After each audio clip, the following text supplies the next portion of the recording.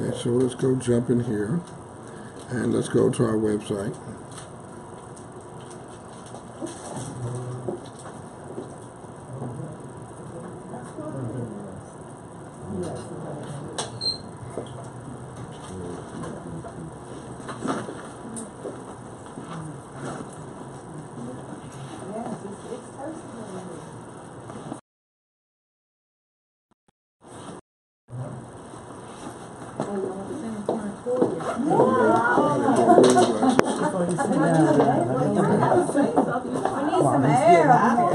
Yeah, cut some air conditioning on.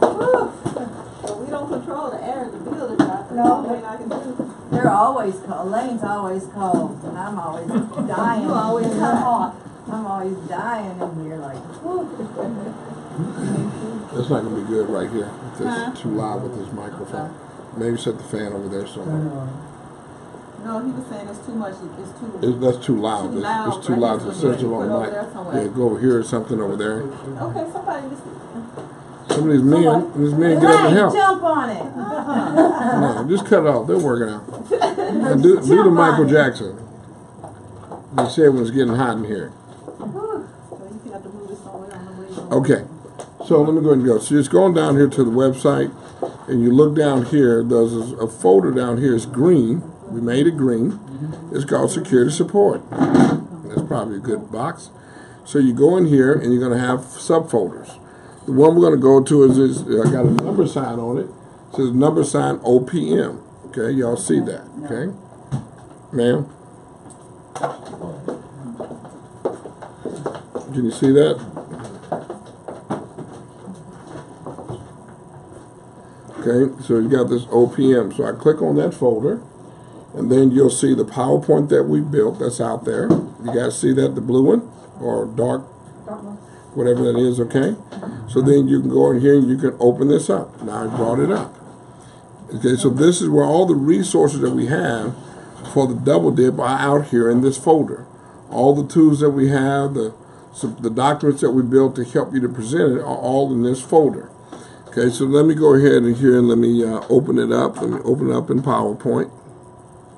Open in.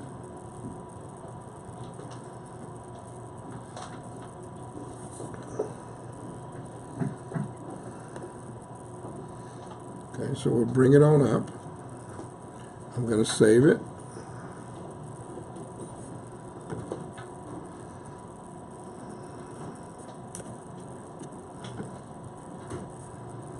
Okay, so now it's ready for me to go into present mode. So now I'll go in here.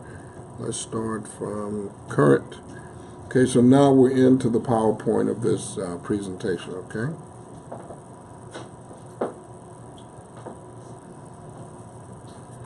So everybody's good from here right now, right? Okay. So then, this is a presentation that we built that's helping us to present. No, it's fine. It was coming right from here. This was a very sensitive mic and pick it up and not be good on the other side. Okay. So this presentation. So when I'm meeting with somebody, I call a client, and I talk to them and say, obviously, you know that you're retired, you currently have an IRA with us, or you currently have a 401k someplace, and I'll talk about the different stages where people have, which I don't think, but I'm going to put that in this presentation. And so we begin with what are the concerns that people have. Okay, so you're familiar with the movie. You ever heard the movie OPM, Other People's Money with Danny DeVito? Yeah. Okay, so that's where I got the name OPM. Okay, Other People's Money, Danny DeVito, great movie. And we're going to help you establish something called a double dip. Okay, so here are the greatest fears. These are the greatest fears that people have. Fear number one is living too long and run out of money. Okay, if anybody that's approaching retirement or in retirement, that is a concern. Do you all agree or disagree? That's right. And if it's not, if it isn't, we have made it a concern for our client immediately. Because some people take the ostrich plan. That's right. Stick their head in the sand and act like nothing's going on. So we brought it to the forefront. So that is a real concern. Concern number two is quality of life after the death of a spouse. That's a concern that people have. Yeah. Okay. The third concern is market volatility. Those are the major concerns that people have. So now let's go through and talk about market volatility, because everybody remembers 2008. So if we started out with $100,000, Mr. Client. What is your name, ma'am? Brenda. Brenda? Okay, can I talk with you? Sure. Okay, good. You haven't seen this presentation before, have you? No. Okay. I don't know how old you are, but I'm assuming that you're going to say you're 55, okay? Well, okay, let's just say you're 60, for my example. I know you're not 60. But being 60 is nifty. Absolutely. But you're not 60. But let's just say you're 60, okay? Okay, so remember 2008. Let's assume, Miss Brenda, that you got $100,000 in your account, you and your husband, okay? Now, the market dropped 50% like it did in 2008. So how much money do you have now? 500. Well, you started with 100, and it dropped 50%. Well, half of that. Half of that, that's right. So you'd have $50,000. Now, did the market recover, Miss Brenda? Did the market go back up? Eventually, yes. It did, okay. So if the market gained 50%, how much do you have now? It went back. It will go back. Yeah, how much do you have? 400,000. You have 75. Okay? And the reason is because you got 50% gain of 50,000. See, it's not the 100. Because your account is now at 50. So you gain 50% of 50 is 25. So now you have 75. This concept, this phenomenon is this. See, there's a 1 to 2 ratio of gain to recover. So what that means, ma'am, is that for every 1 point that you lose, you need 2 points of gain to get back even. Okay? Am I making sense? You sure? Yeah. Okay. Because this is a concept that you want people to understand.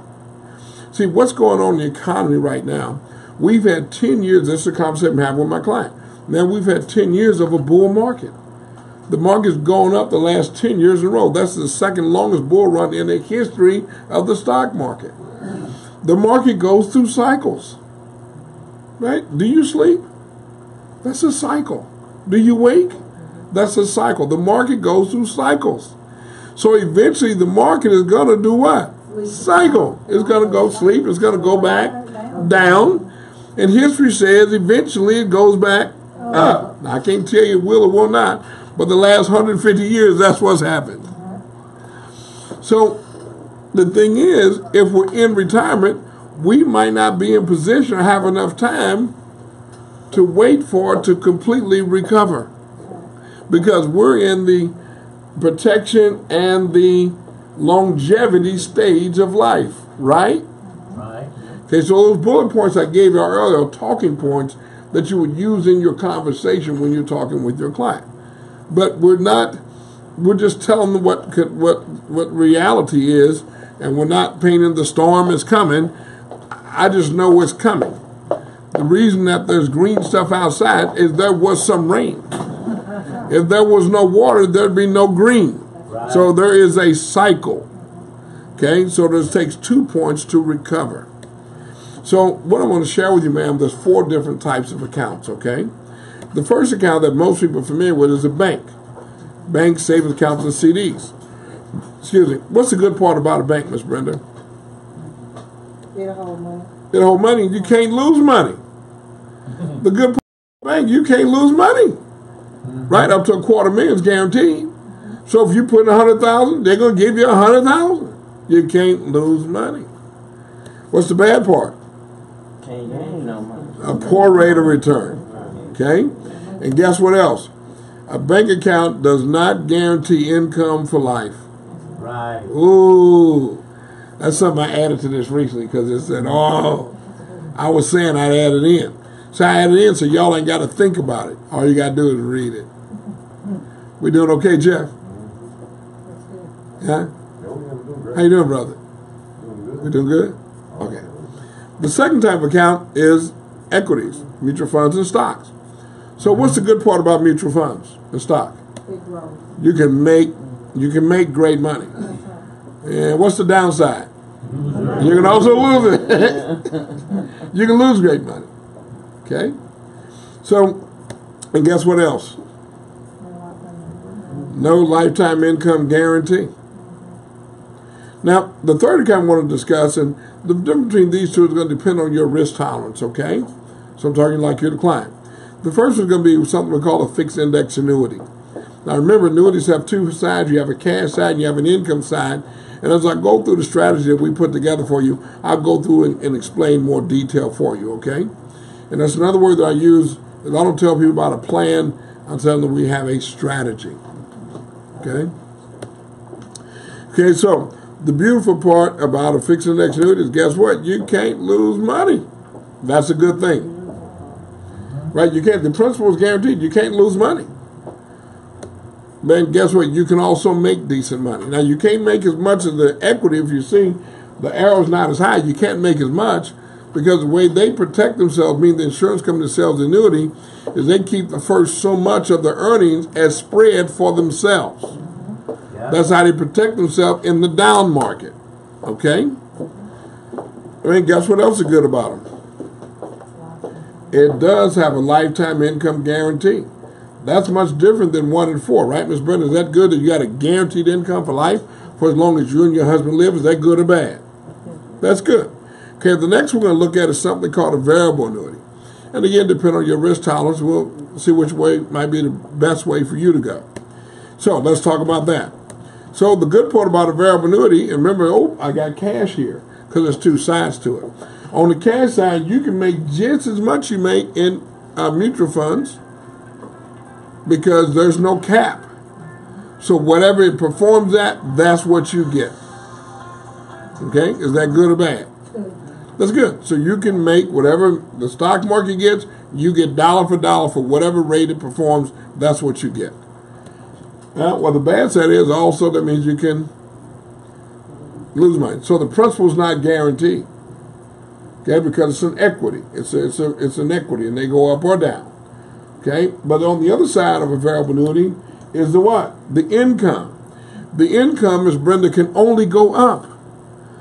Now, Ms. Brenda, when people buy annuities, we put people in annuities because they're looking primarily for income for life. They're not looking for the money to cash out later, although they can if they want to.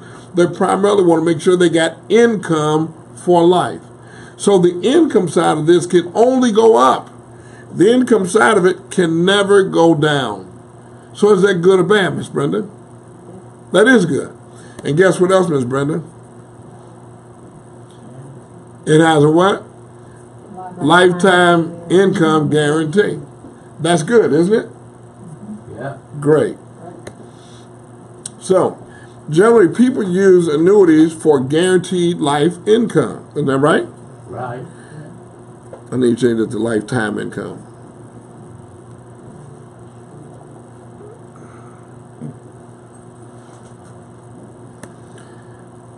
And so what we're doing here is giving people the best of both worlds.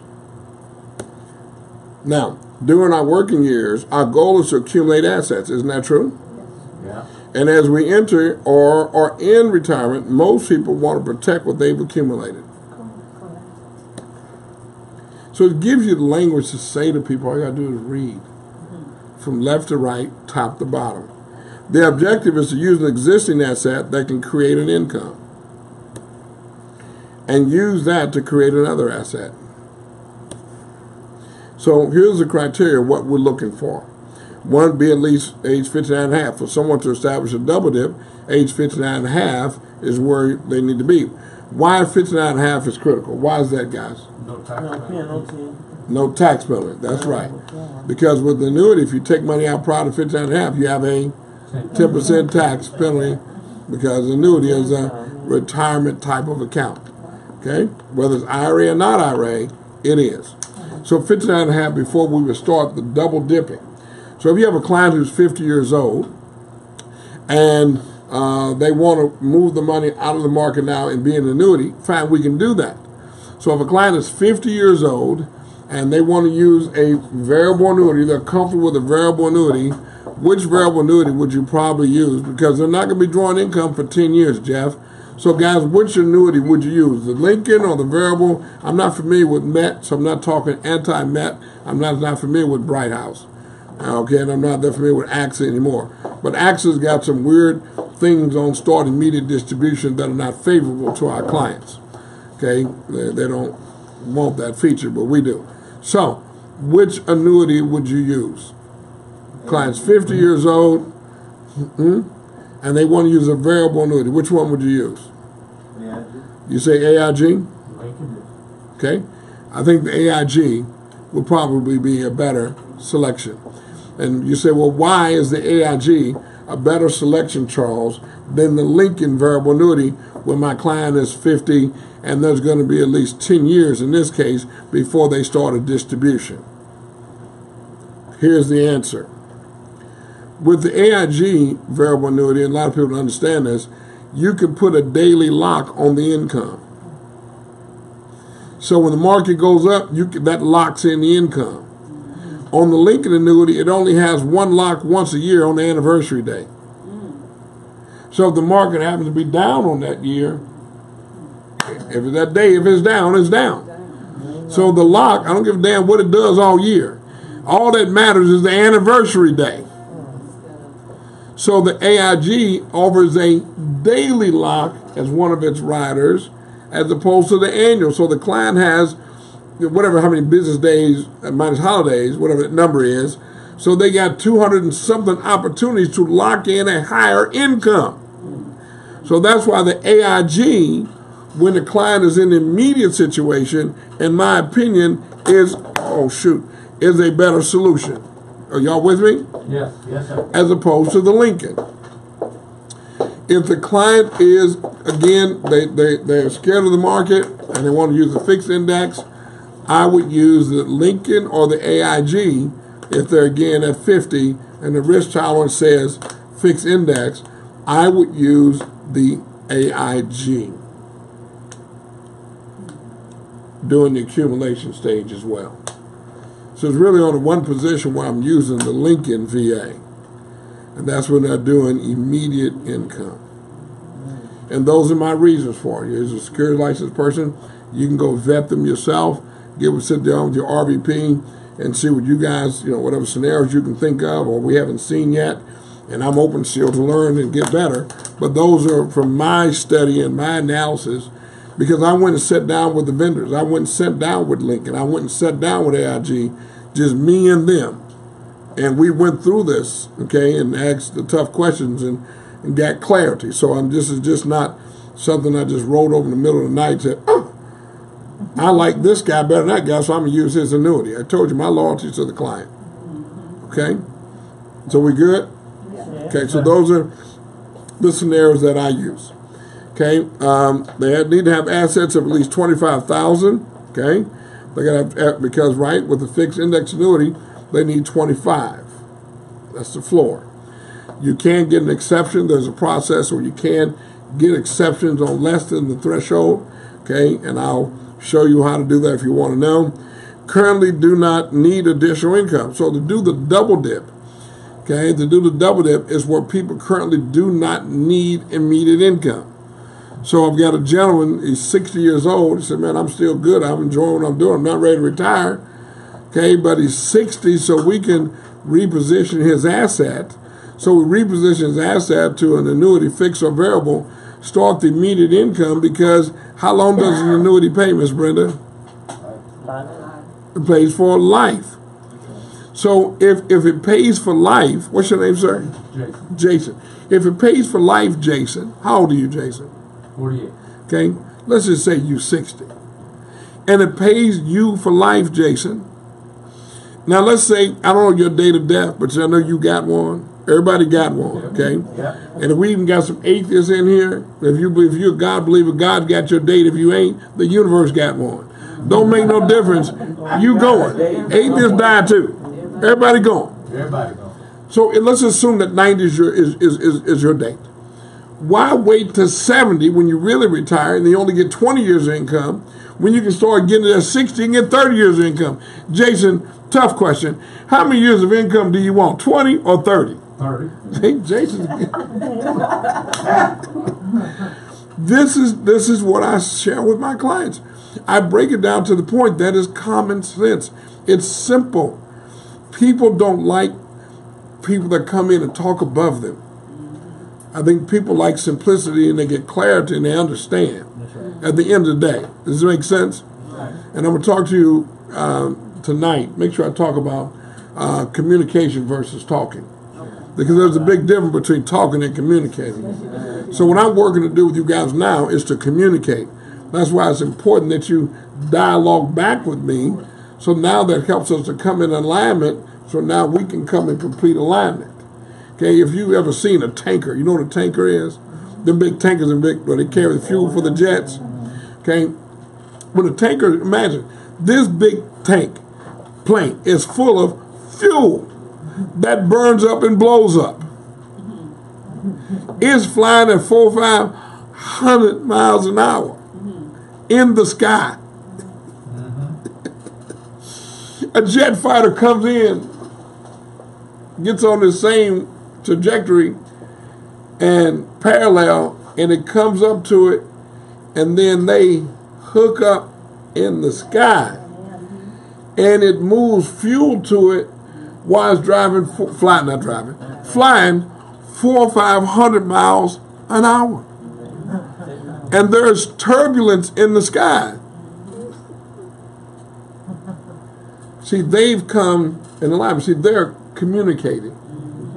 Many of you talk, but you don't communicate with your client.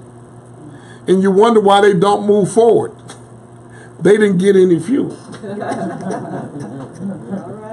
So, as you use this gift of language, as Jim Rohn says, it is important that you learn to communicate and not just talk. The conversations that you have are not for you. It's for your client. There you go. And many of you guys just get all excited about what you said. Who cares what you said? You already done bought what you're going to buy. You need to help your clients be able to move forward and build a relationship with you where they move from the red corner to the blue corner. And if you didn't move from the red corner to the blue corner, you were just our entertainment tonight. They should have just cut on the evening news because it was the same damn difference. You were entertainment tonight. How do you know that they communicate with you? They wrote you a check. Pretty simple. And until then, you're an entertainer. Now, I don't give a damn gum what you're going to tell your wife or your husband. I had so many great presentations. You didn't bring home no money. You were entertainment business, son. Show me your actor's card. You got an Actors Guild card? Because that's all you did today. See, they get paid to stand on stage and sing and dance and do stupid stuff. That ain't how we get paid. So you need to work on communicating and not talking. Does this make sense? When I'm with a client, I use as few words as possible to communicate my message. As few words as possible. You say, well, why, Charles? Why, Charles? Thank you very much. Because when I was in school, my experience was that most people, when the teachers gave word problems, 90% of the class got it wrong. Y'all remember word problems? Let me give you one. Johnny left house with 4 apples. He met Mary along the way. She had 3, and Todd, who had 2. Todd later on gave him 1 of his apples. Mary lost 3 of hers. How many does Todd have left? And people,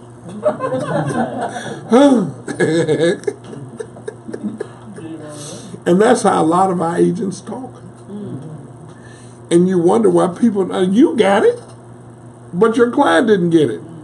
So if we know that people, see, the school system is failing people. They ain't failing them. They're failing because they're not making them learn how to read and comprehend. And they're passing them along.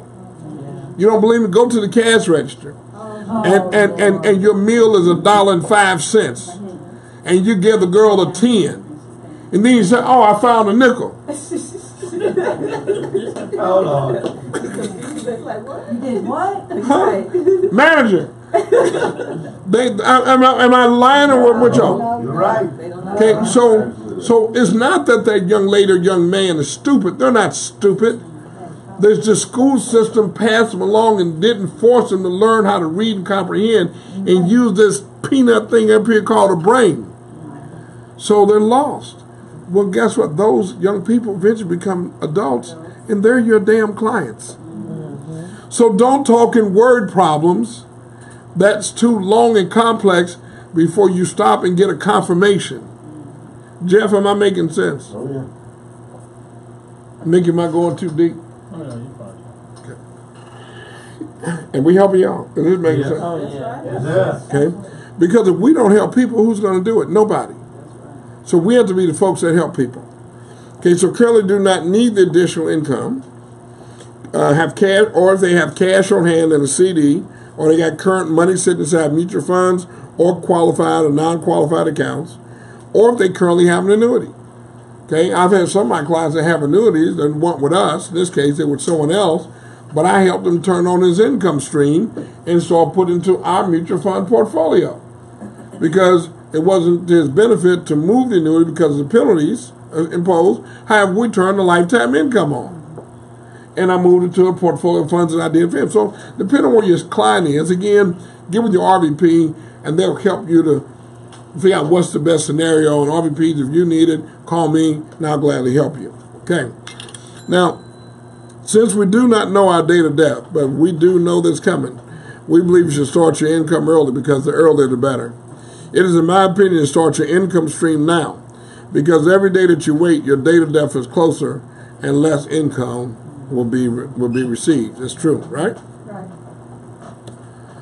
There's a rule of 72 that applies to inflation. Yes, it does. The rule of 72, y'all know what it is. What rate you get divided by 72 and how many years. So if inflation is an average of 3%, which it is, 3 divides into 72, what? 24. So every 24 years, the cost of living is going to double. That's what it means. What I would suggest that y'all do, go to Cracker Barrel. All of you should go. Go to Cracker Barrel. And I want you to buy 2 books. I want you to go buy a book. They got a book in there about the year you were born, what stuff cost. That's right. Yeah. Buy one for the year you were born, and then buy one for maybe the age of your youngest child. And carry it with you. And you say the cost of living. You say, I know living back because I've been using it. In 1957, I was born, bread was 19 cents a loaf. What's it cost now? Yeah. Now this is premium bread, not the junk bread. $3.70. $4. A loaf of bread is $3? Or more. Wow, we don't buy bread. So you what? Almost $4. A loaf? Or the premium bread, yeah. What happened to $3 for $1? Oh, no. Kroger Gas 10 was for $1 or 10 for $10. That's $1. That's That's not premium. That's not That's premium. that's not premium. a house, an average house, I forgot what it cost. It was like $12,000. Yes, sir. Gas was 29 cents. Sometimes 19. Well, that was the average price then. So you just show it to folks, and it makes them resonate that, you know what, I do need to make sure I've got a plan that my income can potentially double while I'm in retirement. Because, see, Mr. Klein, if you retire at 60, okay, or if you're 60 now, retired or not, by the time you reach 84, the cost of living is going to double. So if you live to age 65, there's a 1 in 4 chance that you'll live to 93 if you're single, and 50% chance if you are married or coupled.